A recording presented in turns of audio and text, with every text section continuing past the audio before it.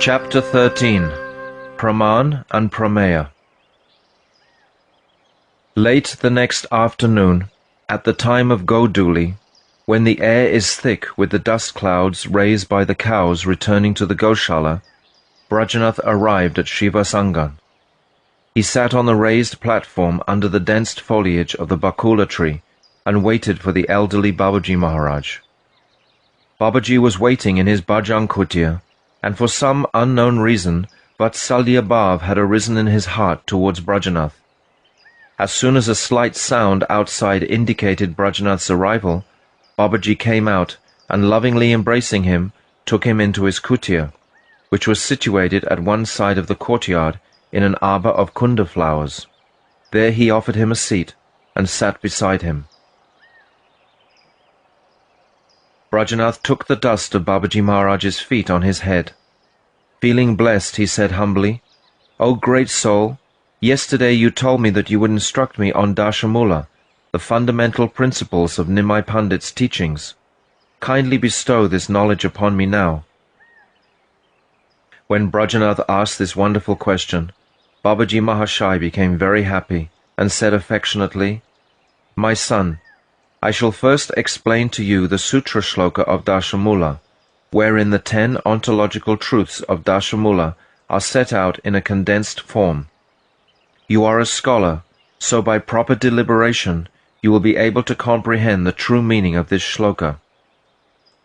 Amnaya praha tattvam harim iha, paramam sarva shaktim rasabdim, tadbinam sangscha jivan prakriti, kavalitan tadvimuktamscha bavad, Beda-bed prakasham, sakalam api hare, sadhanam shuddha bhaktim, sadyam tat pritim, eve tupadishati, janan gorachandra swayam saha.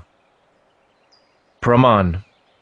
The teachings of the Vedas received through Guru-parampara are known as Amnaya. The infallible evidence of the Vedas, of the Smriti Shastras headed by Srimad Bhagavatam, as well as evidence such as direct perception, pratyaksha, that concur with the guidance of the Vedas, are all accepted as pramāṇa, evidence.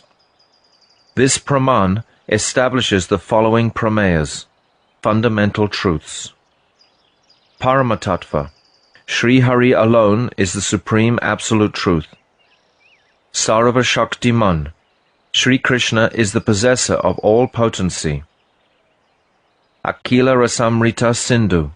He is the ocean of nectarian mellows. Bibinanksa Tattva. Both the mukta, liberated, and baddha, conditioned jivas, are his eternally separated parts and parcels. Baddha jivas. Conditioned souls are subject to the control and covering of Maya. Mukta jivas. Liberated souls are free from Maya. Achintya Beda-bed Tattva. The entire universe, consisting of the conscious Chit and unconscious Achit, is Sri Hari's Achintya Beda-bed Prakash. That is to say, it is his manifestation which is inconceivably both different and non-different from him. Shuddha Bhakti. Pure devotional service is the only practice sadhan to attain perfection. And Krishna Priti, transcendental love and affection for Krishna, is the one and only final object of attainment, Sadhya Vastu. Swayam Bhagavan Sri Gauranga Dev has herein instructed 10 distinct tattvas, fundamental truths to the faithful jivas. The first of these is Pramāṇa tattva, and the remaining 9 are Prameya tattva. First you should understand the meaning of Pramāṇa. That subject which is established by Pramāṇa, evidence or proof, is known as Prameya, that which is proved, and that by which Prameya is proved is known as Pramāṇa. These 10 fundamental tattvas, Dasha-mula tattva, are set out in the shloka that I have just recited. The next shloka will be the first actual shloka of the Dasha-mula, and it elaborates on the first of the Dasha-mula tattvas, namely the authoritative Vedic literature, Amnaya or Pramāṇa tattva. From the 2nd to the 8th shloka, Sambandha Tattva is described. The 9th shloka describes Abhideya Tattva, which is the sadhan for attaining the ultimate goal. And the 10th shloka describes Prayojan Tattva, which is the sadhya, goal itself.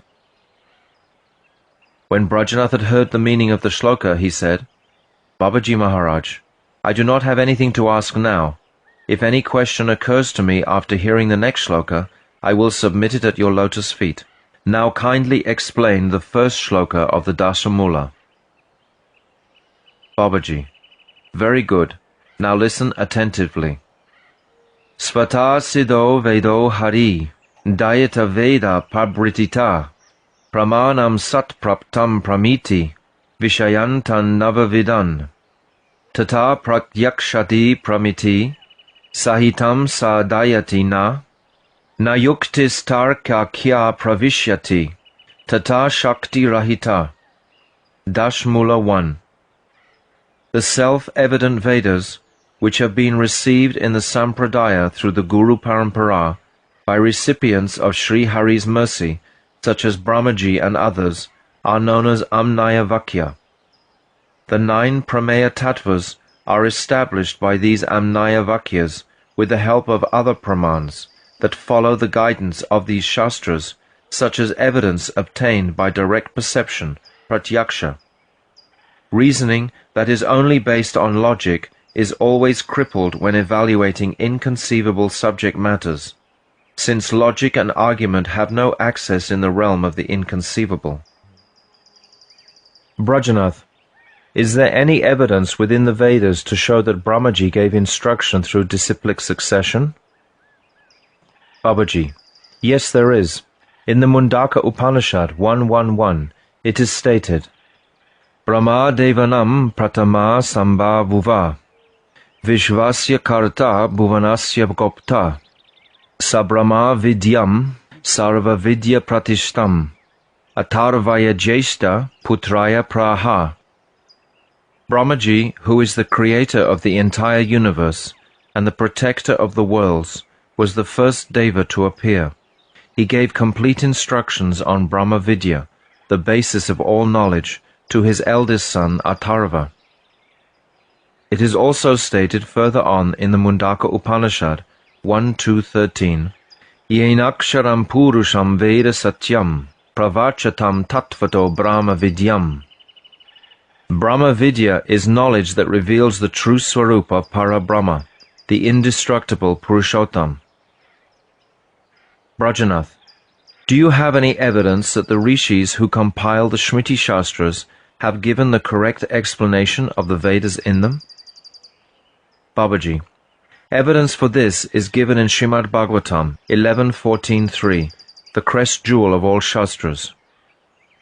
Kalena nasta pralaye vaniyam veda samnita, mayado brahmane prakta dharmo yasyam mad atmaka, tena prakta svaputraya manaive purva jayasa, tato brigvadayo grinam satta brahma mahashaya. Sri Bhagavan said, by the influence of time, the Vedas containing my instructions on Bhagavat Dharma were lost when the cosmic devastation occurred. At the beginning of the next Brahma Kalpa, at the time of creation, I again instructed Brahma in the same Veda, which is identical with myself. Brahma instructed his son Manu in the Vedic knowledge, and Manu in turn instructed the same science to the 7 Brahma Rishis, headed by Bhrigu. Brajanath, what is the necessity for a sampradaya? Babaji, most people in this world accept the shelter of Mayavad philosophy and follow that inauspicious path which is devoid of bhakti. Consequently, if there is no separate sampradaya for those who practice Shuddha Bhakti that is untainted by the faults of Mayavad, it would be very difficult to attain genuine satsanga.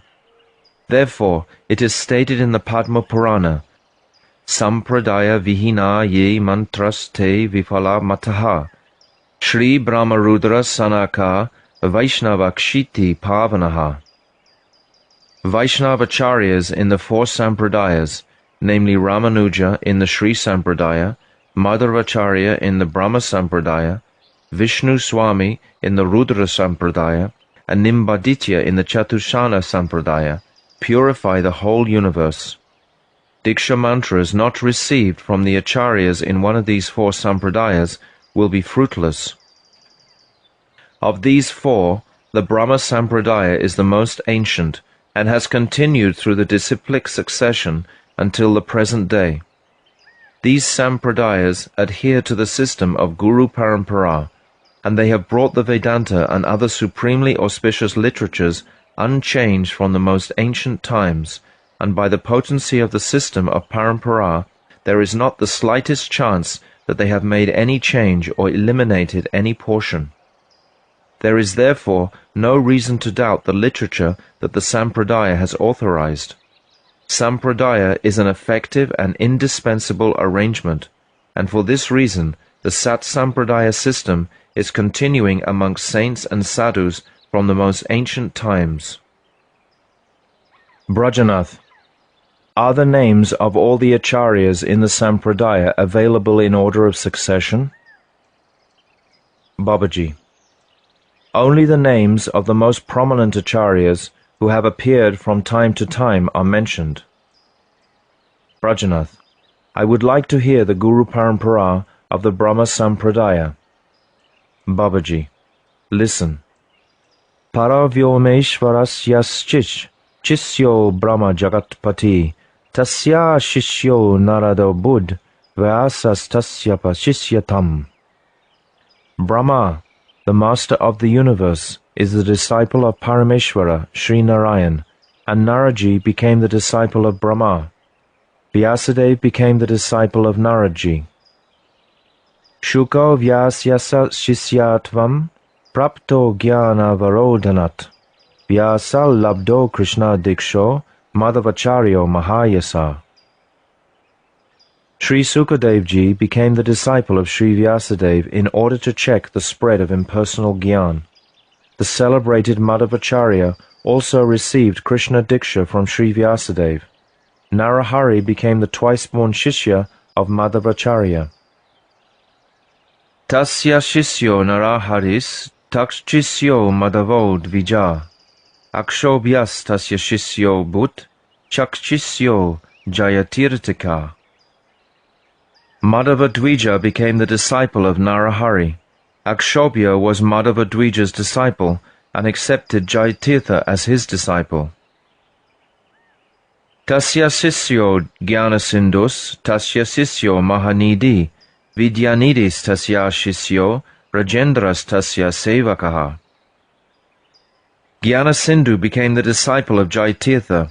Mahanidhi became Jnana Sindhu's disciple and accepted Vidyanidhi as his disciple, and Rajendra became the disciple of Vidyanidhi.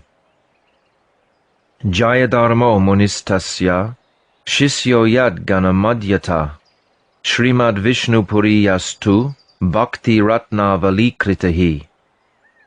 Jayadharma Muni became the disciple of Rajendra, and one of his followers named Sri Vishnu Puri, who composed Bhakti Ratnavali, was a prominent acharya. Jayadharmasya Shishyo Buddh Pramanya Purushottamaha Vyasatirthas Tasya Shishyo Yaschakre Vishnu Samhitam. Jayadharma's disciple was Brahmanya Purushottam, who in turn accepted Vyasatirtha, the author of Vishnu Samhita, as his disciple. Srimal Lakshmi Patistasya Shishyo Bhakti Rashashraya Tasya Shishyo Madhavendro Yad Dharmo Yam Pravartitaha. Sri Lakshmi Pati became the disciple of Vyasatirtha, and Madhavendra Puri, who was the epitome of Bhakti Ras and who propagated Bhakti Dharma, was the disciple of Lakshmipati. Brajanath, in the first shloka of Dasha-mula, the Vedas are accepted as the sole evidence, Pramana, whereas the other Pramāṇas, such as Pratyaksha, direct perception, are accepted as evidence only when they follow the Vedas. However, philosophies such as Nyaya and Sankhya have accepted further types of evidence. Well-versed readers of the Puranas have accepted 8 types of Pramāṇa. Pratyaksha, direct perception. Anumana, inference based on generalized experience. Upaman, analogy. Shabda, revealed knowledge. Aitiha, traditional instruction. Artapati, inference from circumstances. Sambhav, speculation. And Anupaladhi, understanding something by its non-perception. Why are there so many opinions regarding Pramāṇa? And if direct perception and inference based on experience are not counted amongst the perfect Pramāṇas, how is it possible to get real understanding? Kindly enlighten me. Babaji, Pratyaksha and other types of evidence depend on the senses, but since the senses of the conditioned jiva are always subject to Brahm, illusion, Pramada, error, Vipralipsa, cheating, and Karanapatava, imperfection of senses, how can the knowledge acquired through the senses be factual and faultless? The fully independent possessor of all potencies, Sri Bhagavan himself, personally manifested as perfect Vedic knowledge within the pure hearts of the great Maharishis and saintly Acharyas, who were situated in full samadhi. Therefore, the Vedas, who are the embodiment of Swata Siddha Gyan, self-manifest pure knowledge, are always faultless and fully dependable as evidence. Rajanath, please help me to understand clearly each of the terms, Brahm, Pramada, Vipralapsa, and Karanapatava. Babaji, Brahm, illusion, is the Bada Jiva's false impression of reality resulting from faulty knowledge gathered through imperfect senses. For example, in the desert, the rays of the sun sometimes produce a mirage, which creates the impression of water. This fault of making errors and mistakes is called pramād. Since the material intelligence of the Bada Jiva is by nature limited, mistakes are inevitably present in whatever siddhanta his limited intelligence discerns in relation to the unlimited Paratattva. Vipralipsa is the cheating propensity. This is manifest when one, whose intelligence is limited by time and space, is suspicious and reluctant to believe in the activities and authority of Ishvara, who is far beyond time and space. Our senses are imperfect and ineffective, and this is known as Karanapatava. Because of this, we cannot avoid making mistakes in everyday circumstances. For example, when we see an object suddenly, we may mistake it for something else and draw faulty conclusions. Brajanath, do Pratyaksha and other Pramāṇas have no value at all as evidence? Babaji, what means do we have to gain knowledge of this material sphere except through direct perception and other Pramāṇas? Nonetheless, they can never give knowledge about the spiritual world, Chit Jagat, for they cannot enter into it. That is why the Vedas are certainly the one and only Pramāṇa for gaining knowledge about the Chit Jagat. The evidence gained from Pratyaksha and other Pramāṇas is only worth considering when it follows the guidelines of the self-evident Vedic knowledge. Otherwise its evidence can be discarded. That is why the self-evident Vedas are the only evidence. Pratyaksha and other Pramāṇas can also be accepted as evidence, but only if they are in pursuance of the Vedas. Brajanath, are literatures such as the Gita and the Bhagavatam not counted as Pramāṇa? Babaji, the Bhagavad Gita is called an Upanishad, Gita Upanishad, because it is the Vani, instructions of Bhagavan. Hence the Gita is Veda. Similarly, Dasha-mula Tattva is also Bhagavat Vani, because it is Sri Chaitanya Mahaprabhu's instructions, so it is also Veda. Srimad Bhagavatam is the crest jewel of all the Pramāṇas, because it is the compilation of the essence of the meaning of the Vedas. The instructions of different Shastras are authoritative evidence only as long as they follow the Vedic knowledge. There are three types of Tantra Shastras: Sattvic, Rajasic, and Tamasic. Of these, the Pancharatra and so on are the Sattvic group, and they are accepted as evidence because they expand the confidential meaning of the Veda. Brajanath. There are many books in the Vedic line. Which of these may be accepted as evidence, and which may not? Babaji. In the course of time, unscrupulous and untruthful personalities have interpolated many chapters, mandalas, and mantras into the Vedas in order to fulfill various self-interests. Those parts that were added at a later time are called prakshipta, interpolated parts. It is not that we should accept any and every Vedic text as reliable evidence. Those Vedic granthas, sacred books, that the acharyas in the Sat Sampradayas have accepted as evidence are definitely Veda and are authoritative evidence. But we should reject literature or parts of literature that they have not recognized. Brajanath. Which Vedic granthas have the acharyas of the Sat Sampradayas accepted? Babaji.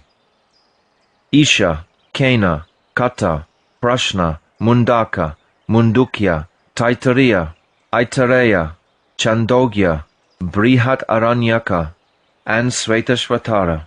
These 11 Sattvic Upanishads are accepted, and so are Gopala Upanishad, Nrsinga Tapani, and some other Tapanis that are helpful in worship. The acharyas have also accepted Brahmanas and mandalas as Vedic literature, as long as they expand the Vedas, following the guidance of Rig, Sama, Yajur, and Atharva. We receive all the Vedic literatures from the acharyas in the Sat Sampradayas, so we can accept them as evidence from a bona fide source. Brajanath. Is there any evidence in the Veda to show that logic cannot enter into transcendental subject matter? Babaji. There are many famous statements in the Vedas, such as Naishya Tarkena Matir Apanyeya. O Nachiketa, whatever intelligence you have gained regarding Atma Tattva should not be destroyed by logic, Tarka. Kata Upanishad 129. And the statements from Vedanta Sutra, such as Tarka Pratishtanat, arguments based on logic, have no foundation and cannot be used to establish any conclusions about the conscious reality, because a fact that someone establishes by logic and argument today can be refuted tomorrow by someone who is more intelligent and qualified. Therefore, the process of argumentation is said to be unfounded and baseless. Brahma Sutra 2.1.11. Furthermore, it is said, Achintyaha kaluye bhava na tam starkena yo jayet prakritibhya param yakcha tad achintasya lakshanam. Mahabharat Bhishma Parva 5.22. All transcendental tattvas are beyond material nature and are therefore inconceivable. Dry arguments are within the jurisdiction of material nature, so they can only be applied in mundane subject matters. They cannot even come close to transcendental tattvas, what to speak of grasping them. As far as inconceivable conceptions are concerned, the application of dry arguments is undesirable and useless. This shloka of the Mahabharata establishes the limits of logic, and Sri Rupa Goswami, the Acharya of Bhakti Marg, has therefore written in the Bhakti Rasamrita Sindhu, Eastern Division 1.132, Svalpapi ruchir eva syat, bhakti tattva vabodhika, yuktis tu kevala naiva, yad asya apratishtata. One can comprehend bhakti tattva when one has gained even a little taste for shastras that establish bhakti tattva, such as Srimad Bhagavatam.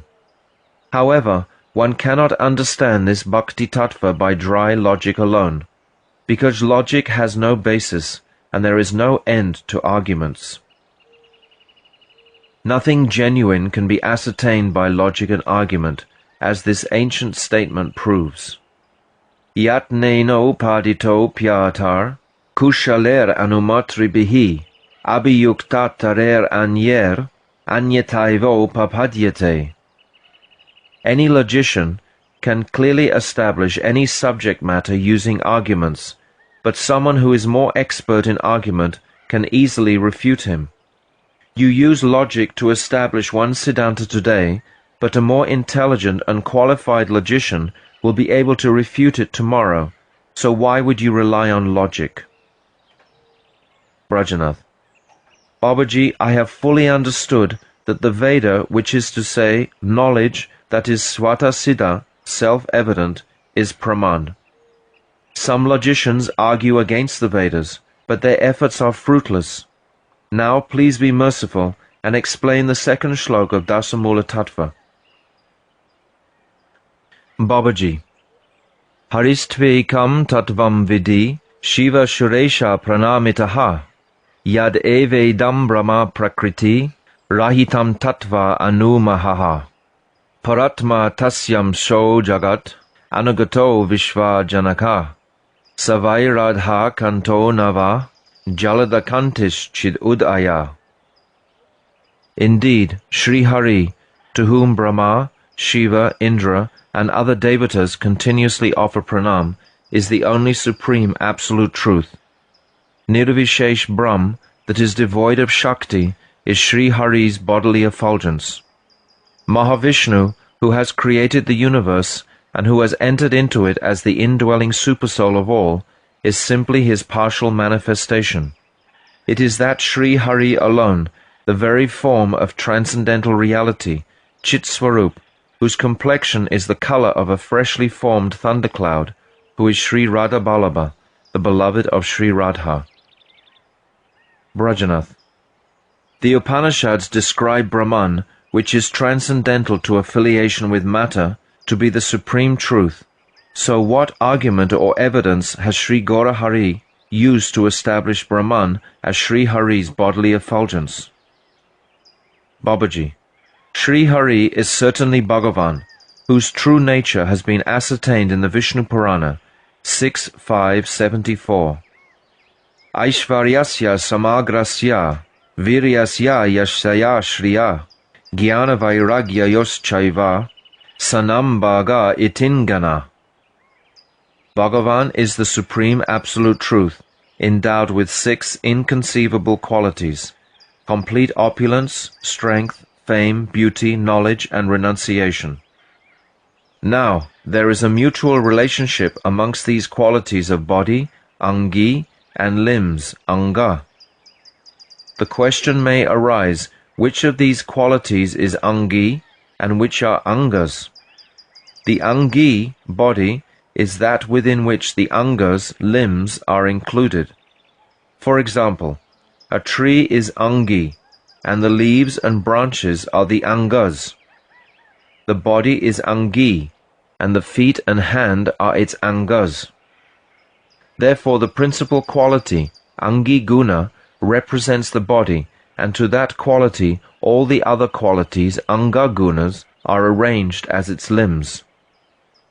The angi guna of Bhagavan's transcendental form is his resplendent beauty, Shri, and the 3 qualities, opulence, Aishwarya, strength, Virya, and fame, Yasha, are his angas, limbs. The remaining 2 qualities, knowledge, Gyan, and renunciation, Vairagya, are the effulgence of the quality of fame, because Gyan and Vairagya are only attributes of a quality and not original qualities in their own right. Thus Gyan and Vairagya are actually Nirvikara Gyan, which is the intrinsic, constitutional form of the Nirvishesh Brahm, and that Brahman is the bodily effulgence of the spiritual world. The changeless, inactive, Nirvishesh Brahm, which exists without body, limbs, and so on, is not in itself a complete tattva. Rather, it depends on the transcendental form of Bhagavan. Brahman is therefore not a supreme vastu, entity, that exists in its own right. It is a quality of the vastu. Bhagavan is indeed that Vastu, and Brahman is his quality, just as the light of a fire is not a complete and independent tattva, but only a quality that depends on the fire. Rajanath. The impersonal, nirvishesh qualities of Brahman are described in many places in the Vedas, and at the end of these descriptions, the mantra Om Shanti Shanti Hari Om is always used to describe the Supreme Truth, Sri Hari. Who is this Sri Hari? Babaji. That Sri Hari is in fact Chit Leela Mituna, the combined form of Radha and Krishna, who performs divine pastimes. Rajanath. I will inquire into this subject later. Now kindly tell me, how is Paramatma, the creator of the universe, a partial manifestation of Bhagavan? Babaji. Pervading everything by his qualities of Aishwarya and Virya, power, and creating all the universes, Bhagavan enters every universe by his Angsa, partial manifestation, Vishnu. Every Angsa of Bhagavan always remains complete. None of them are ever incomplete. Puranam adahar Puranam idam, Puranat Puranam udachyate, Purnasya Purnam ardaya, Purnam eva vashishyate. Brihat Aranyaka Upanishad 5.1 and Isopanishad, the invocation. The Avatari Purush, the origin of all avatars, is complete and perfect. Because he is completely perfect, all avatars emanating from him are also complete. All that emanates from the Supreme Complete is complete. Even if the complete is subtracted from the complete, he still remains complete. In no way does that Parameshwara experience any diminution. Therefore, that complete whole, Vishnu, who enters the universe and controls it, is certainly the indwelling supersoul Paramatma. That Vishnu has three forms, Karanadakshayi Vishnu, Shiradakshayi Vishnu, and Garbhadakshayi Vishnu. Karanadakshayi Vishnu, who is a partial manifestation of Sri Bhagavan, situates himself on the causal ocean, or the Viraja river, which extends between the Chit and the Mayic worlds. From there, he glances over Maya, who is situated far away, and by this glance the material world is created. Bhagavan Sri Krishna has described the creation of the material world in Srimad Bhagavad Gita 9.10. Mayadakshena prakriti suryate sacharacharam. Under my superintendence, my illusory energy creates the universe full of moving and non-moving beings. Then it is said, Sa Akshata, that Paramatma glanced, Aitareya Upanishad 1.1.1.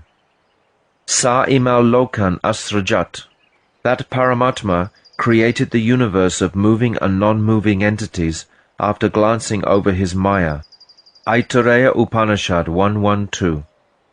Karanadakshayi Vishnu's power of glancing, which enters Maya, becomes Garbhadakshayi Vishnu, and the localized atoms in the rays of the transcendental glance of that Mahavishnu are the conditioned souls. And in the heart of every jiva, Ishvara is situated as a thumb-sized expansion of Shiradakshayi Vishnu, also known as Hiranyagarbha. Shvetashvatara Upanishad 4.6 states, Dva Suparna Sayuja Sakaya. The jiva and Paramatma are in the heart of the jiva like two birds on the branch of a tree. One of these birds is Ishvara, who awards the results of fruit of activity, and the other bird is the jiva, who is tasting the fruits of his actions. Sri Bhagavan has expressed this tattva as follows in the Gita Upanishad 10.41. Yad yad vibhutimat sattvam, Shrimad ujitam eva va. Tat tad eva vagaccha tvam, mama tejang sasambhavam. You should understand that all opulence, existence, splendor, and potency have come from a tiny part of my opulence. Therefore, Arjuna, what is the necessity of understanding all of my attributes separately? Simply understand that by an expansion of myself, I have created this entire creation, and I thereby pervade it fully. Therefore, the attributes of God, such as being the creator and maintainer of the universe, are manifested in Paramatma, the partial manifestation, Angsa Swarup, of Paramapurush Bhagavan. Brajanath. I understand that Brahman is Sri Hari's bodily effulgence, and that Paramatma is his part.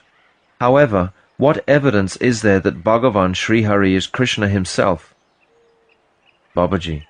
Sri Krishna Bhagavan is eternally manifest in two features, one of Aishwarya, opulence and majesty, and the other of Madhurya, sweetness. The feature of Aishwarya is Narayan, who is the master of the spiritual sky Vaikuntha and the origin of Mahavishnu. Sri Krishna is the complete embodiment of the Madhurya feature. This Sri Krishna is the utmost limit of complete sweetness. Indeed, his sweetness is so great that its rays completely cover his Aishwarya. From the perspective of Siddhanta or Tattva, there is no difference between Narayan and Krishna. However, when we consider the degree of ras to be tasted in the spiritual world, Krishna is not only the foundation of all ras, but he himself, being the very form of ras, is also Parama Upadaya Tattva, the supremely pleasing being. We find evidence in the Vedas, Upanishads and Puranas that Sri Krishna is Swayam Bhagavan Sri Hari. For example, the Rig Veda 1.12, 164-31 states, Apashyam gopam anipadyama nama, chapara cha pratibis charantam sa sadrichi, savishu chirvarshana avarir varti bhuvaneshvantaha. I saw a boy who appeared in the dynasty of cowherds. He is infallible and is never annihilated. He wanders on various paths, sometimes near and sometimes very far. Sometimes he is beautifully adorned with various garments, and sometimes he wears cloth of only one color. In this way, he repeatedly exhibits his manifest and unmanifest pastimes. In addition, in the Chandogya Upanishad 8.13.1 it is stated, Samach chabalam prabhadye, sabalach chamam prabhadye. By rendering seva to Shyam, one attains his transcendental abode, which is full of spiritual bliss and astonishing variegated leelas. And within that Chit Jagat, one attains the eternal shelter of Shyam. Another understanding of this shloka is that the word Shyam refers to Krishna, and the word Shyam or Krishna, meaning black, describes the Nirgun Paratattva, which, like black, is colorless. While the word Shabala, meaning Gaura, refers to one who is endowed with variegated colors. In other words, when Paratattva is endowed with all transcendental qualities, he is called Gaura. The secret meaning of this mantra is that one attains Gaura by performing Krishna Bhajan, and one attains Krishna by performing Gaura Bhajan. This and other mantras describe the activities of the liberated and perfected jivas even after the stage of mukti. We read in Srimad Bhagavatam 1.3.28, Ete chamsa kala pumsha Krishna stu bhagavam swayam. Rama, Nrsimha, and the other avatars are all portions, anksas, or plenary portions, kala, of the Supreme Personality Sri Bhagavan. But Sri Krishna is that original Bhagavan himself. In the Gita Upanishad 7.7, Sri Krishna himself says, Mataha parataram nanyet kinchid asti dhananjaya. O Arjun, there is nothing superior to me. It is also said in the Gopala Tapani Upanishad, Purva 2.8, Eko vashi saravaga Krishna idya, Eko pi san bahuda yo vabhati. Sri Krishna is the all-pervasive, non-dual Para-Brahma who controls everything. He is the only worshipable object for all the devatas, for mankind, and for all other life forms. Although he is one, Through his Achintya Shakti, he manifests many forms and performs many varieties of Leelas. Brajanath. But how can Sri Krishna be all-pervading if he has a medium-sized human-like form? If we accept that he has form, it means that he can only stay in one place at a time, and that gives rise to so many philosophical discrepancies. The first is that he cannot be the all-pervading tattva if he has a form and body. Secondly, if he has a body, he will be limited by the material modes of nature. So how can he be independent and have limitless and absolute authority? How can this be reconciled? Babaji. My dear son, you are now thinking like this because you are bound by the qualities of Maya. As long as the intelligence remains bound by material qualities, it cannot touch Suddha-sattva. If such conditioned intelligence attempts to exceed its own limitations, trying to understand Shuddha-tattva, it superimposes Mayic forms and qualities on Suddha-tattva, and thus conceives of a material form of transcendence. After some time, the intellect rejects this form as being temporary, mutable, and subject to the material modes, and then it imagines the Nirvishesh Brahm. That is why one cannot gain an understanding of the Supreme Absolute Truth through the intelligence. Whatever limitations you are inferring about the transcendental, medium-sized form are completely unfounded. The qualities of being formless, immutable, and inactive are simply the opposite of material qualities, so they are themselves a type of material quality. However, Sri Krishna also has qualities that are of an altogether different nature.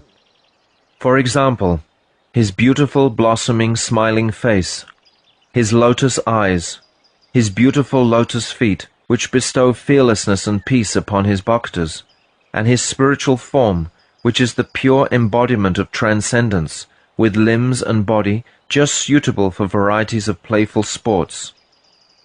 The medium-sized Sri Vigraha, that is the very basis of these two types of qualities, form and all-pervasiveness, is supremely pleasing.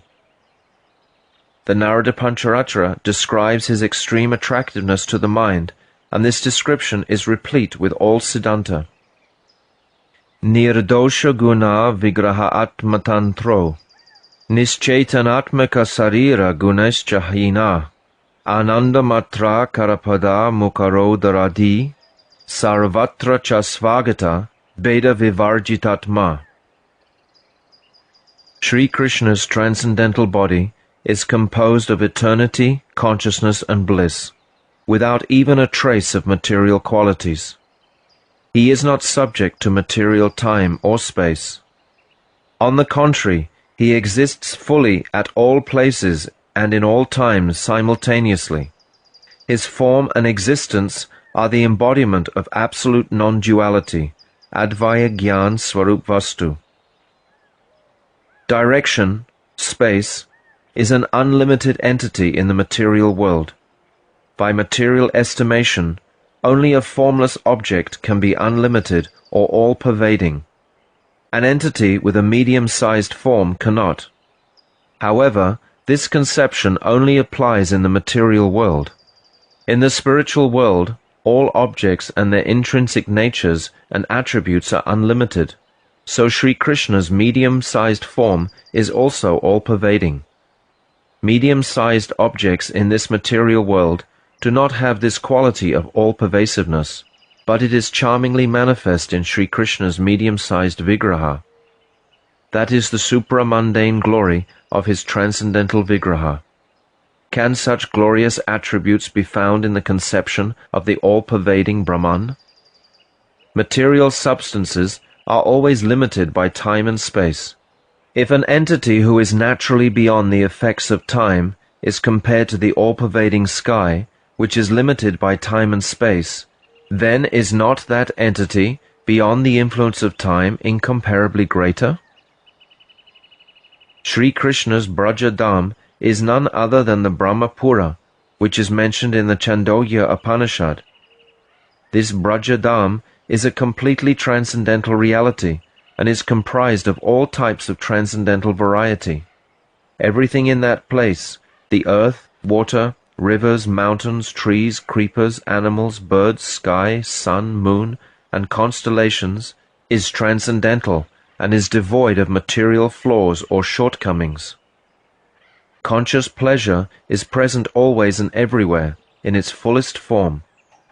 My dear son, this Mayapur Navadvip is that self-same spiritual abode. You are unable to perceive it, however, because you are bound in Maya's snare. But when, by the mercy of saints and sadhus, spiritual consciousness arises in your heart, you will then perceive this land as the spiritual Dham, and then only will you achieve the perfection of Brajavas, residence in Braj. Who has told you that there must be material merits and faults wherever there is a medium-sized form? You cannot realize the actual glories of the transcendental medium-sized form as long as your intelligence is bound up in material impressions. Brajanath, no intelligent person can have any doubts about this point. However, I would like to know when, where, and how Krishna's spiritual Vigraha, Dham, and Leela are manifested within material limitations. Since Sri Radha Krishna's Vigraha and bodily complexion and their Leelas, associates, houses, pastime groves, forests, and all the objects in the spiritual world are transcendental. Babaji, Sri Krishna possesses all potencies, so even that which appears to be impossible is actually possible for him. What is astonishing in this? He is the all-potent personality, Sarva Shaktiman Purush, the fully independent supreme controller who is completely autocratic and imbued with Leela. Simply by his desire, he can appear in this material world in his self-same spiritual form, along with his spiritual abode. How can there be any doubt about this? Brajanath, by his desire, he can do everything, and he can manifest his purely spiritual form in this material world. That much is clear. However, materialistic people tend to think that Sri Krishna's own transcendental abode that is manifest here is simply a part of this material universe, and they perceive his Braja Leela to be just like ordinary Mayic activities. Why is this? Why can't worldly people see Krishna's self-manifest, spiritual form as Sat Chit Ananda, when he mercifully appears in this world of birth and death? Babaji, one of Krishna's unlimited transcendental qualities is his Bhakta Vatsalya, affection for his bhaktas.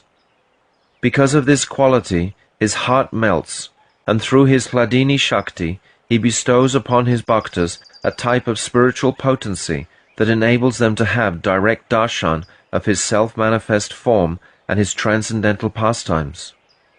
However, the non-devotees' eyes, ears, and other senses are made up of Maya, so they can see no difference between Bhagavan's spiritual pastimes and the mundane events in human history. Brajanath, then does this mean that Bhagavan Sri Krishna did not descend to bestow mercy upon all jivas? Babaji, Bhagavan certainly descends to benefit the whole world. The bhaktas see his descent and Leela as transcendental, whereas the non-devotees perceive them as ordinary human affairs which take place under the influence of material principles. Even so, these Leelas have the power to bestow a type of spiritual merit, Sukriti, and as this Sukriti gradually accumulates, one is nourished so that one develops one-pointed Shraddha towards Krishna Bhakti. That is why Bhagavan's descent certainly benefits all the jivas in the universe, because jivas who possess such Shraddha and perform Ananya Bhakti Sadhan, unalloyed devotional service, will one day be able to see Bhagavan's transcendental form and Leela. Brajanath, why is Krishna Leela not distinctly described throughout the Vedas? Babaji, the pastimes of Sri Krishna are described here and there in the Vedas, but in some places they are described directly and in other places indirectly.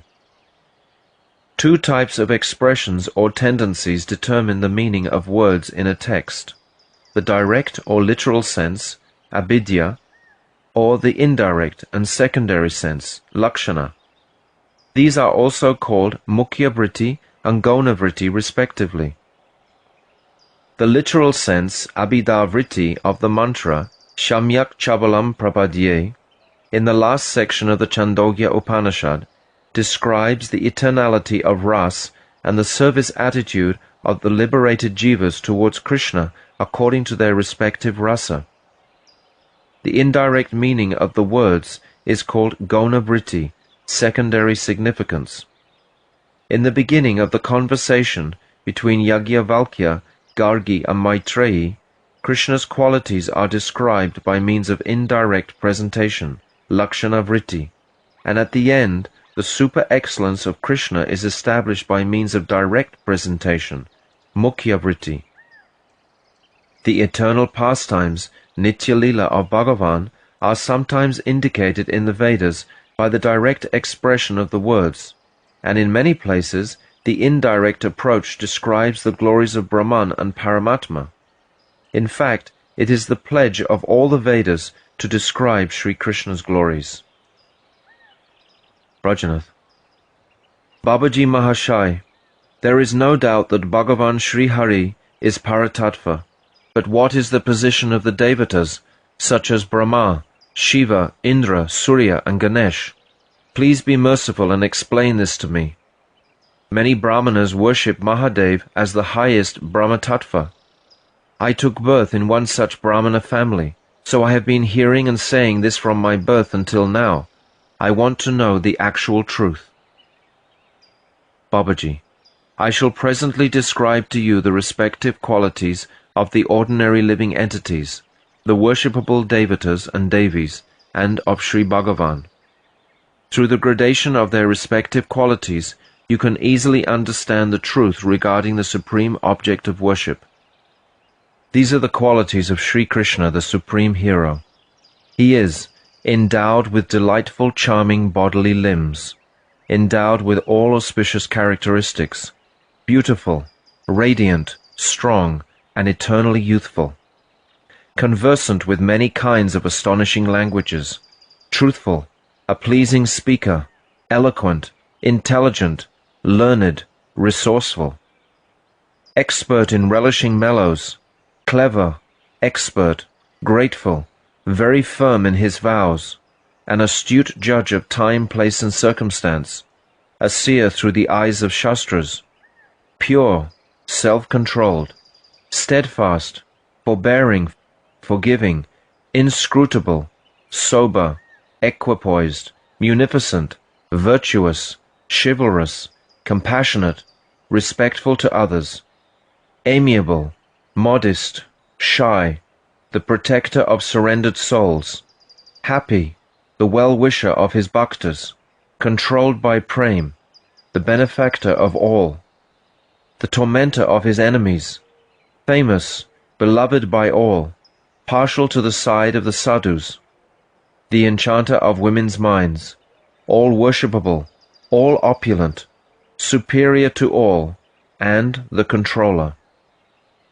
These 50 qualities are present in Bhagavan Sri Hari to an unlimited degree, like the unfathomable ocean. They are present to a minute degree in the jivas, whereas they are fully represented in Purushottam Bhagavan. Another 5 of Krishna's qualities are present in Brahma, Shiva and other devatas, but not in ordinary jivas. He is always situated in his Swarup. He is omniscient. He is ever fresh and new. He is the concentrated form of existence, knowledge and bliss, and he is served by all mystic opulences. These 55 qualities are partially present in the devatas. Lakshmipati Narayan has an additional 5 qualities. He possesses inconceivable potencies. Innumerable universes are situated within his body. He is the original cause or seed of all avatars. He awards gati, a higher destination, to those whom he kills. And he can attract even those who are atmarama, satisfied within the self. These additional 5 qualities are not present in Brahma or Shiva, but they are wonderfully present in Sri Krishna in their most complete form. Besides these 60 qualities, Sri Krishna himself has 4 extra qualities, namely, he is like a vast ocean teeming with waves of the most astonishing and wonderful leelas. He is adorned with an incomparable Madhurya Prem, and thus is auspiciousness personified for his beloved bhaktas, who also have unparalleled prem for him. He attracts the 3 worlds with the marvelous vibration of his Venu, bamboo flute, and the resplendent Rupa, beauty of his transcendental form is unparalleled, charming and astonishing to all moving and non-moving entities in the 3 worlds. Lila premna prayadikyam madhurye venurupayaho ityasadaranam proktam govindasya chatustayam. Sri Krishna's 64 qualities and symptoms have been described, including Lila Madhuri, Prema Madhuri, Venu Madhuri, and Rupa Madhuri. These are 4 extraordinary qualities that he alone possesses. These 64 qualities are fully and eternally manifest in Sri Krishna, who is the embodiment of Sat Chit Ananda. The last 4 qualities are present only in Sri Krishna's Swarup, and not in any of his other pastime forms. Apart from these 4 qualities, the remaining 60 qualities are brilliantly situated in their complete and fully conscious state in Sri Narayan, who is the embodiment of transcendence. Setting aside the last 5 of these 60 qualities, the remaining 55 are present to some extent in Shiva, Brahma, and other devatas, and the first 50 qualities are present to a very limited degree in all jivas. The devatas, such as Shiva, Brahma, Surya, Ganesh, and Indra, are endowed with Bhagavan's partial qualities in order to run the affairs of the material universe. They have received a special measure of Bhagavan's opulences to do this, so they are considered one type of special incarnation. The inherent and constitutional nature of all these devatas is that they are Bhagavan's servants, and many jivas have obtained Bhagavad Bhakti through their mercy. Since they are so much more qualified than other jivas, they are also considered to be among the worshipable deities of the jivas, depending on the jiva's qualification and level of consciousness.